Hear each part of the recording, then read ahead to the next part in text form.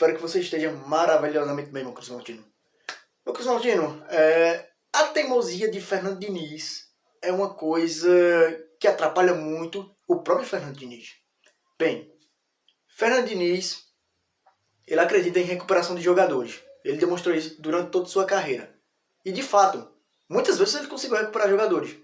Quando ele foi campeão pela Libertadores com o Fluminense, ele conseguiu recuperar Paulo Henrique Ganso.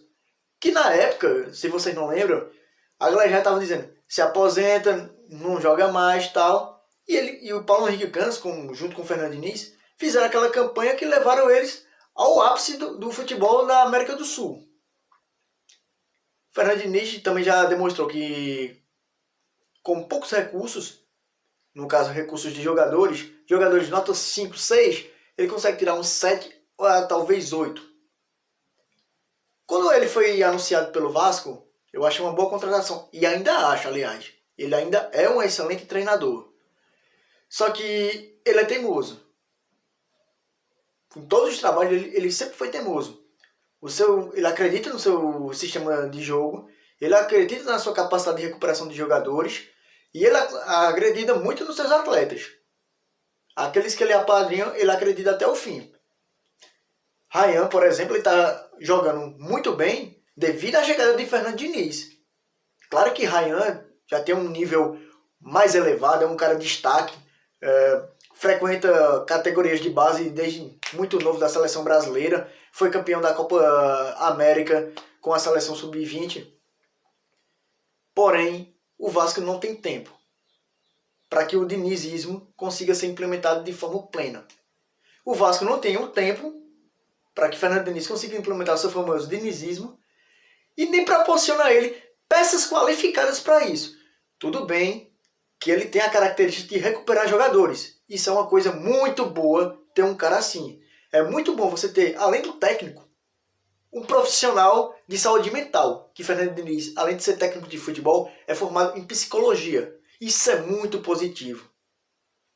Porém, para você recuperar jogadores nota 4, fazer nota 6 ou talvez 7, pelo menos você tem que ter 2 ou 3 destaques no seu grupo. No Fluminense ele tinha John Arias. Ganso estava ruim, mas ele tinha John Arias. Ele tinha um menino que eu esqueci, que frequentou a seleção brasileira, que ele sempre colocava de zagueiro, que era o volante. Esqueci agora, mas eu vou colocar aqui na tela. Ele tinha bons jogadores, ele tinha um Cano. Então, aqueles que cercavam esses jogadores de destaques, ele conseguiu evoluir. Conseguiu evoluir a tempo para conseguir o título da Copa Libertadores. Mas no Vasco, esse tempo é muito escasso.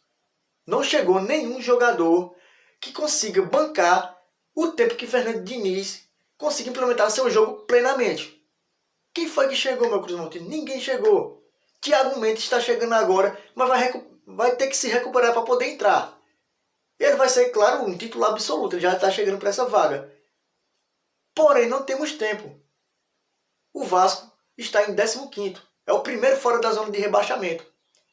E o Vasco vai pegar o Bahia em São Januário.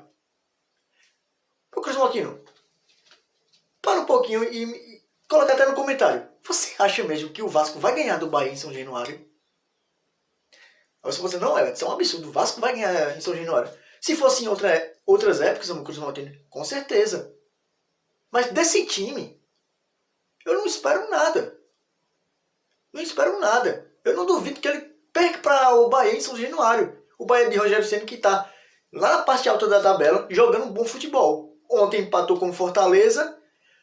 Não, antes de ontem, no caso, que foi no dia do jogo do Vasco.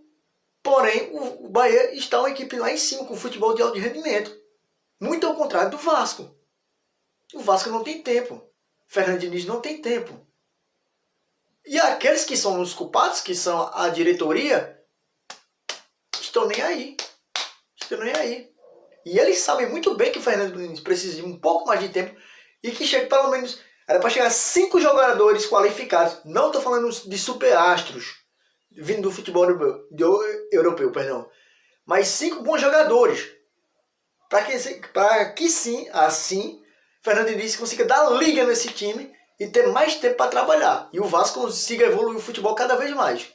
Mas nem isso essa diretoria consegue. Aliás, o Vasco está com fama de caloteiro em todo lugar. Aí eu me pergunto, como é que o Vasco vai trazer jogadores?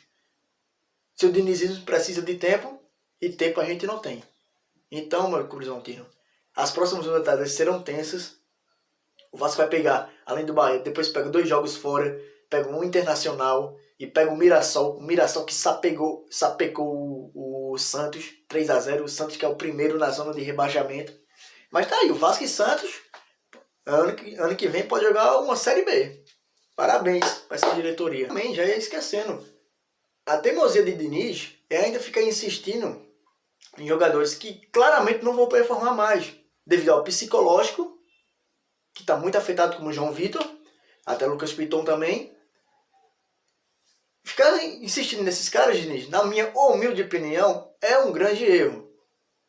Eu preferiria muito Luiz Gustavo tendo mais minutagens, o jovem garoto, mesmo se ele cometer erros, mas ele ia ganhando mais experiência. João Vitor não tem mais.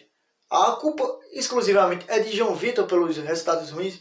Não, é do sistema defensivo como um todo. Mas João Vitor é claramente um jogador que não vai conseguir render mais. Ele precisa de um descanso, ele precisa ir para o banco de reservas. É bom até, tanto para os torcedores que não querem ver ele mais no time titular, tanto para o próprio atleta para ele conseguir refletir um pouco mais e conseguir se recuperar mais o seu futebol.